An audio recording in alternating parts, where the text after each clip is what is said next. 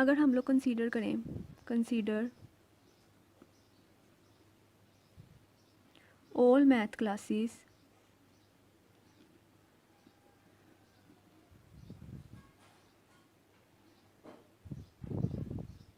in a school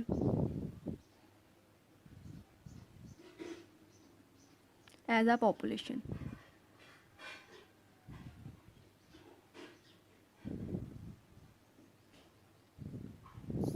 student, हम लोगों ने क्या किया, हम लोगों ने कंसीडर कर लिया ऑल मैथ क्लासेस को इन आ स्कूल में, ठीक है।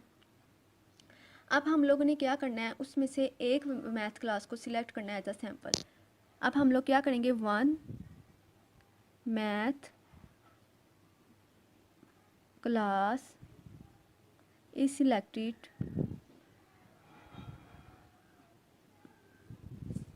As a sample. हम लोगों ने एक मैथ क्लास को सिलेक्ट कर लिया एज अ सैम्पल। अब हम लोग जानना चाहते हैं कि जो मैथ की जो क्लास है उसके जो स्टूडेंट्स की जो एवरेज रिज़ल्ट आया है वो हमारे पास क्या है, वो हमने फाइंड आउट करना है। तो इसके लिए हम सबसे पहले तो क्या करेंगे, फर्स्ट स्टेप में हम सबसे पहले क्या करेंगे, हम लोग कलेक्शन करेंगे डाटा की, कलेक्ट दी डाटा।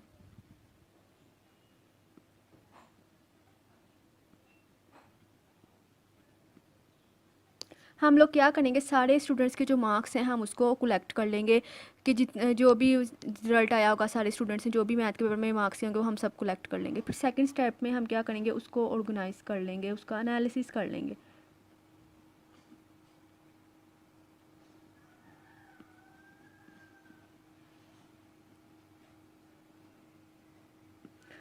अब हम उसका एनालिसिस करेंगे कि क्या जो भी उन्होंने मार्क्स लिए हुए हैं वो कितने कितने लिए हुए हैं, हम उसको जो है अपने जो भी पेपर है उस पर उतार लेंगे कि कितने कितने मार्क्स जो हैं वो स्टूडेंट्स से लिए हुए हैं। फिर हम लोग क्या करेंगे, रिज़ल्ट्स को इंटरप्रेट कर लेंगे, रिज़ल्ट्स आर इंटरप्रेट।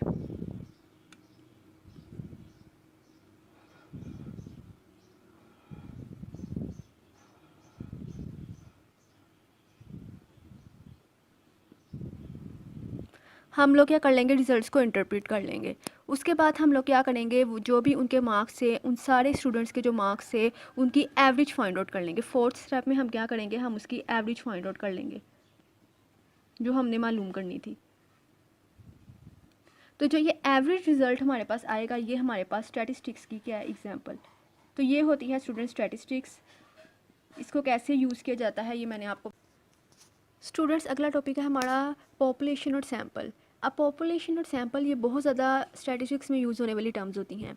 अब इसकी डेफिनेशन क्या है वो हम देख लेते हैं। The total group under discussion और the group to which the results will be generalised is called population. Population क्या है, वो टोटल ग्रुप जिसके बारे में हम लोग डिस्कशन करते हैं, जिसके बारे में हम लोग रिजल्ट्स को फाइंड आउट करते हैं, जिसके बारे में हम प्रॉब्लम्स को फाइंड आउट करते हैं, वो हमारे पास क्या कहलाती है, पॉपुलेशन। जैसे हम लोगों ने पिछले एग्जाम्पल में क्या किया था, हम लोगों ने स्कूल में जितने भी मैथ क्लासेस हैं हम उनको क्या ले लिया था, पॉपुलेशन। पॉपुलेशन कुछ भी हो सकती है, जैसे अगर हम लोग ले सकते हैं कि किसी भी स्कूल में जो साइंस स्टूडेंट्स हैं, वो जो सारे साइंस के स्टूडेंट्स हैं वो हमारे पास क्या कहलाएगी, पॉपुलेशन कहलाएगी। इसी तरह से हम लोग और भी पॉपुलेशन की बहुत सारी एग्जांपल्स हैं, जैसे अगर हम लोग पाकिस्तान है, पाकिस्तान में जितने भी सारे लोग रहते हैं वो हमारे पास क्या है, पॉपुलेशन। अब आगे हम चलते हैं सैम्पल की तरफ। सैम्पल क्या होता है, any representative part of the population is called sample. Sample क्या होता है, पॉपुलेशन से लिया गया पार्ट क्या कहलाता है, सैम्पल। जैसे हम लोगों ने पिछले एग्जाम्पल में जो एक मैथ क्लास को सिलेक्ट किया था एज अ सैम्पल, यानी सारी मैथ क्लासेस पॉपुलेशन थी लेकिन हम लोगों ने उसमें से एक मैथ क्लास को सिलेक्ट किया था, तो जो एक मैथ क्लास थी वो हमारे पास क्या थी, सैम्पल हम लोगों ने सिलेक्ट किया था। अब आगे हम चलते हैं, पॉपुलेशन की दो तरह की टाइप्स होती हैं, फिनाइट पॉपुलेशन और इनफिनाइट पॉपुलेशन। फिनाइट पॉपुलेशन क्या होता है, काउंटेबल नंबर ऑफ ऑब्जेक्ट्स, वो ऑब्जेक्ट्स जिनको हम लोग काउंट कर सकते हैं, जैसे नंबर ऑफ स्टूडेंट्स हो गए, कुछ भी, जैसे number of trees, number of plants, इन जो वो सब्जेक्ट जिनको हम लोग काउंट कर सकें। और इनफिनाइट पॉपुलेशन कहते हैं अनकाउंटेबल नंबर ऑफ ऑब्जेक्ट्स, जिनको हम काउंट नहीं कर सकते, जैसे नंबर ऑफ स्टार्स हो गए, हम लोग उसको काउंट नहीं कर सकते। तो होती तो हमारे पास पॉपुलेशन है लेकिन हम उसको काउंट नहीं कर सकते।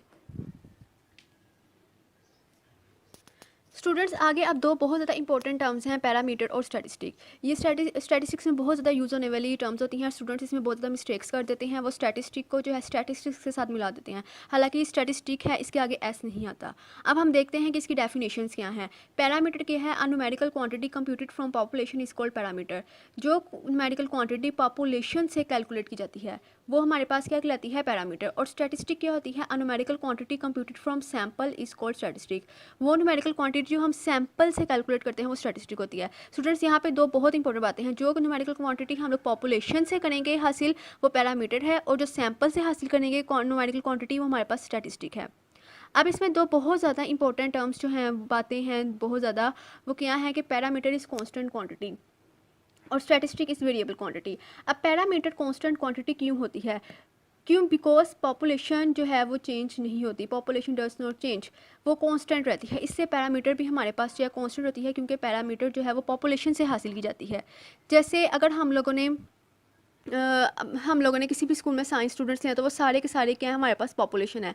अब उसके बारे में जो भी हम रिजल्ट्स को फाइंड आउट करेंगे, जो भी हम न्यूमेरिकल वैल्यू फाइंड आउट करेंगे, वो हमारे पास पैरामीटर कहलाएगी और वो चेंज नहीं होगी, वो कांस्टेंट होगी। अब सैंपल हमारे पास जो है वो एक दूसरे से वेरी करता है। यानी जैसे अगर हम लोगों ने साइंस स्टूडेंट्स लिए हैं एज अ पॉपुलेशन, सारे साइंस स्टूडेंट्स, लेकिन अगर हम उसमें से कोई से 10 स्टूडेंट सेलेक्ट कर सकते हैं, कोई से 5 कर सकते हैं, कोई से 15 कर सकते हैं। यानी सैंपल तो वेरी कर रहा है ना, कभी 5 कर रहे हैं, कभी 10 कर रहे हैं, कभी 15 कर रहे हैं। तो इसलिए जो स्टैटिस्टिक है वो भी हमारे पास क्या वेरिएबल क्वांटिटी है, क्योंकि वो हमसे सैंपल से कैलकुलेट करते हैं उसको, इसलिए वो वेरिएबल क्वांटिटी है।